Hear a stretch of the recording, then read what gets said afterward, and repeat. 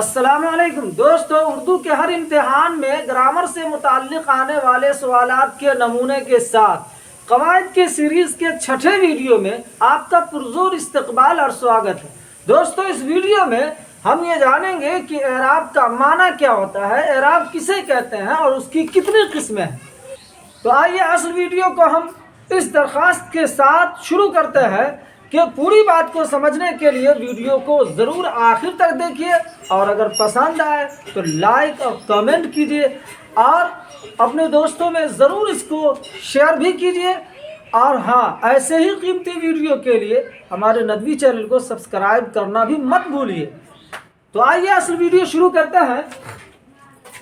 یہ سور ہندی میں کل سور 13 ہے، مول سور 11 ہے تو کل سور 13 ہے۔ یہ سور ہم جانتے ہیں ویانجن کے پڑھنے کے لیے اس کا استعمال ہوتا ہے۔ تو جو کام ہندی میں سور کا ہوتا ہے وہی کام اعراب کا ہوتا ہے۔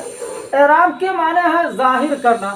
چونکہ کسی بھی حرف کی حالت کو انہی 8 اعراب کے ذریعے سے ظاہر کی جاتی ہے، واضح کی جاتی ہے، اسی لیے اسے اعراب بھی کہتے ہیں۔ انگلش میں ہم نے اسی کو پڑھا ہے وویل مارک یا وویل پوائنٹ کے نام سے۔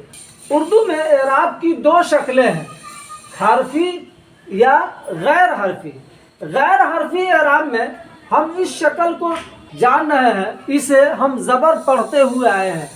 اردو میں اس کو زبر تو عربی میں اسی کو فتحہ کہا جاتا ہے، اور زبر والے حرف کو مفتوح کہا جاتا ہے۔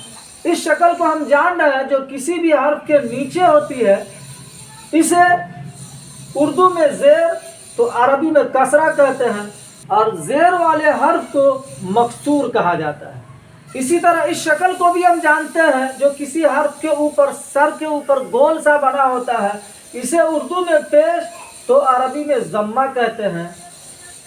ضمہ والے حرف کو ہی مضموم کہا جاتا ہے۔ زبر زیر پیش کا ایک عمومی نام حرکت ہے، اس لحاظ سے زبر زیر پیش والے حروف کا بھی ایک عمومی نام متحرک ہے۔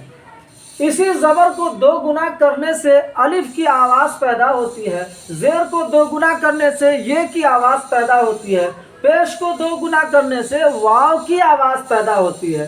اردو کے مفرد حروف 36 یا 37 میں سے یہ 3 حروف ایسے ہیں جو کبھی تو حرف صحیح ہوتے ہیں اور کبھی یہی اعراب کا بھی کام دیتے ہیں۔ اس کے لیے ہم نے یہاں لکھا ہے کہ الف اگر شروع میں ہو تو ہمیشہ حرف صحیح ہوگا، ہاں بیچ میں ہو یا آخر میں ہو تو اعراب کا کام دے گا۔ جیسے کہاں میں الف، شما میں الف، یہ اعراب ہے۔ یہ کے بارے میں قاعدہ یہ ہے کہ یہ اگر شروع میں ہو تو وہ ہمیشہ حرف صحیح ہوگی، اسی طرح اگر بیچ میں ہو اور متحرک ہو تو بھی وہ حرف صحیح کا کام دے گی، جیسے میسر میں یہ حرف صحیح کہلائے گی۔ لیکن اگر بیچ میں ہو اور ساکن ہو تب یہ اعراب کا کام دے گی، اسی طرح آخر میں ہو تو بھی اعراب کا کام دے گی۔ اسی طرح واو کے بارے میں قاعدہ یہ ہے کہ واو اگر شروع میں ہو تو ہمیشہ وہ حرف صحیح ہوگا، لیکن اگر بیچ میں ہو اور متحرک ہو، جیسے بھنور کے اندر واو بیچ میں تو ہے لیکن متحرک ہے، تو بھی حرف صحیح کا کام دے گا۔ ہاں بیچ میں ہو اور ساکن ہو، جیسے بول میں واو ساکن ہے تو اب یہ واو اعراب کا کام دے گا۔ اسی طرح آلو میں واو آخر میں ہے تو یہ اعراب کا کام دے گا۔ یہ حروف علت کبھی تو حروف صحیح کا کام دیتے ہیں اور کبھی اعراب کا کام دیتے ہیں۔ حروف علت کسے کہتے ہیں اور کیوں کہتے ہیں؟ حروف علت انہی 3 حروف کو کہتے ہیں، اور اسی لیے کہتے ہیں کہ بیماری کے حالت میں اہل عرب اس کا استعمال کیا کرتے تھے، یعنی لفظ وائے کا استعمال کرتے تھے جو حروف علت کا مجموعہ ہے، اسی لیے ان کو حروف علت کہا جاتا ہے۔ یہی زبر اگر 2 گنا ہو جائے تو 2 زبر کی تنوین، یہی زیر اگر 2 گنا ہو جائے تو 2 زیر کی تنوین، یہی پیش اگر 2 گنا ہو جائے تو پیش کی تنوین ہوتی ہے۔ لیکن تینوں کا ایک ہی نام ہے، تینوں کو ایک ہی نام سے جانا جاتا ہے، یعنی تنوین۔ 2 زبر کی تنوین الگ سے نہیں بولتے ہیں، صرف تنوین بولتے ہیں۔ تو 2 زبر ہو تو بھی تنوین، 2 زیر ہو تو بھی تنوین، 2 پیش ہو تو بھی تنوین بولتے ہیں۔ آئیے تنوین جو ہے چاہے 2 زبر کی ہو، چاہے 2 زیر کی ہو، چاہے 2 پیش کی ہو، بہر صورت یہ نون کی آواز دیا کرتی ہے، اور یہ تنوین والا حرف جیسے بے کے اوپر 2 زبر کی تنوین ہے، بے کے نیچے 2 زیر کی تنوین ہے، بے کے اوپر 2 پیش کی تنوین ہے، یہ تنوین والے حروف منون کہلاتے ہیں۔ اب یہ اعراب کی یہاں پر 4 قسمیں گزری، 1 2 3 اور مکمل تنوین 4 اعراب کی یہ قسمیں ہیں۔ بقیہ 4 اسی کی جگہ ہم لکھتے ہیں، پہلے اس کا اسکرین شاٹ لے لیں۔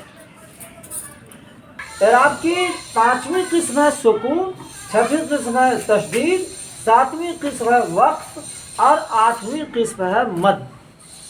تو یہ سکون کسے کہتے ہیں؟ حرکات کا نہ ہونا ہی سکون ہے، لیکن سکون کی یہ علامت بھی ہے، اسے جزم یا سکون کہتے ہیں۔ سکون والے حرف کو ساکن کہتے ہیں، جیسے اب میں بے ساکن کہلائے گا۔ اسی طریقے سے اس شکل کا نام تشدید ہے، اور تشدید والے حرف کو مشدد کہا جاتا ہے۔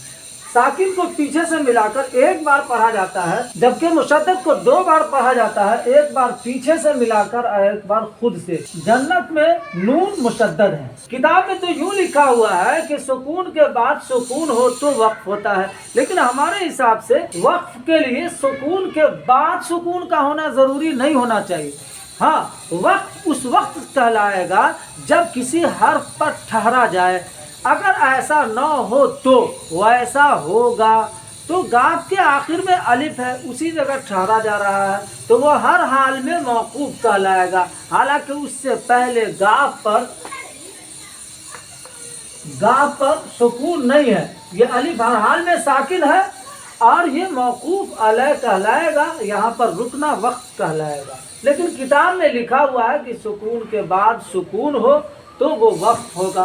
وقف کے معنی ہوتے ہیں ٹھہرنا۔ وقف والے حروف کو موقوف علیہ کہتے ہیں، یعنی جس حرف پر ٹھہرنا ہو اسے موقوف علیہ کہتے ہیں۔ جیسے جنت میں تے ساکن بھی ہے اور یہاں پہ رکا بھی جا رہا ہے، اس لیے یہ ساکن ہونے کے ساتھ ساتھ موقوف علیہ بھی ہے۔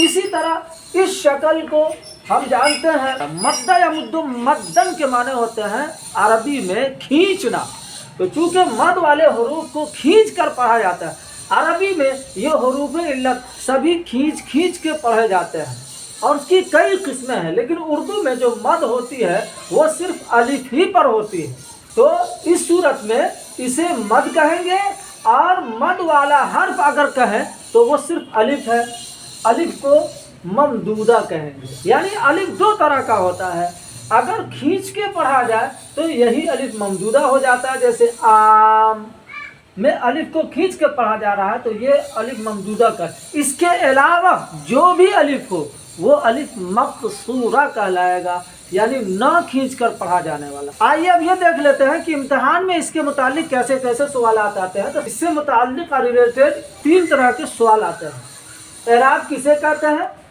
آپشن اے زبر، بی زیر، سی پیش، ڈی ان سبھی کو۔